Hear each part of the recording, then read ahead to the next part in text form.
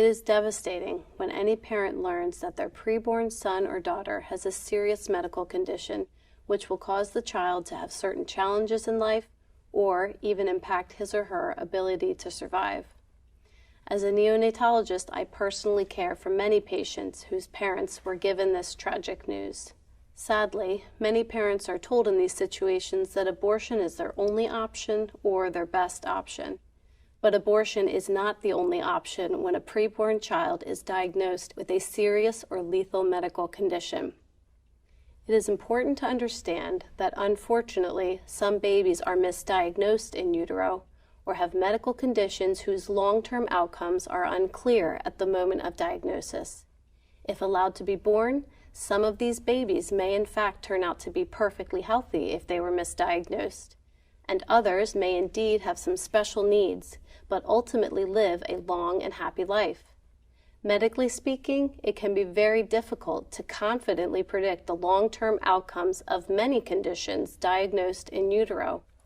It is a tragedy that some parents have been offered an abortion based off of a misdiagnosis. This is the story of Suzanne Guy, who at 22 weeks pregnant was told her baby had a chromosomal abnormality incompatible with life and was encouraged to have an abortion by 3 different physicians. Suzanne refused, delivered her daughter at 26 weeks, and now her daughter Rachel is 21 years old.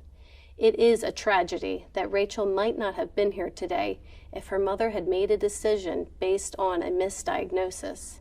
In the case of a baby who is accurately diagnosed with a lethal condition while still in the womb, it is important to understand that these are still human beings whose lives deserve to be treated with the highest level of respect and compassion, regardless of their medical condition.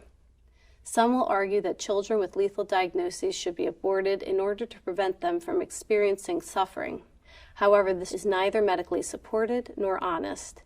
Current medical science confirms that babies as young as 20 weeks are capable of experiencing pain.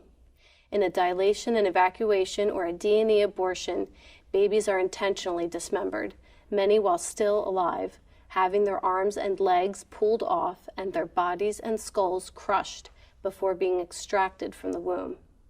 In a 3rd trimester induction procedure, a baby is given a lethal injection with a large needle to the head or to the heart.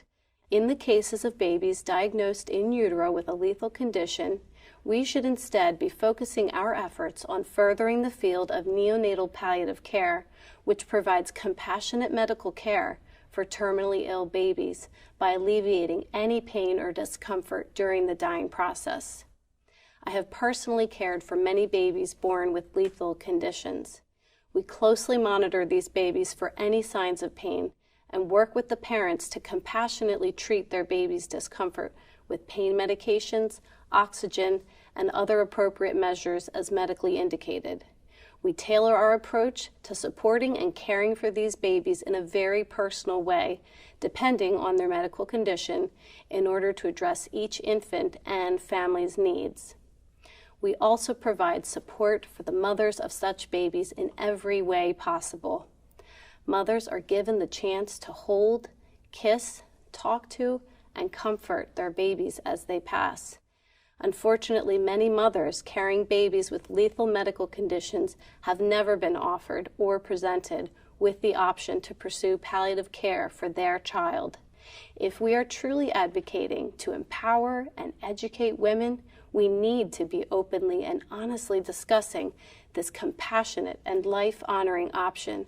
All babies deserve to be born, shown compassion, treated with dignity and respect, and supported, even through the dying process.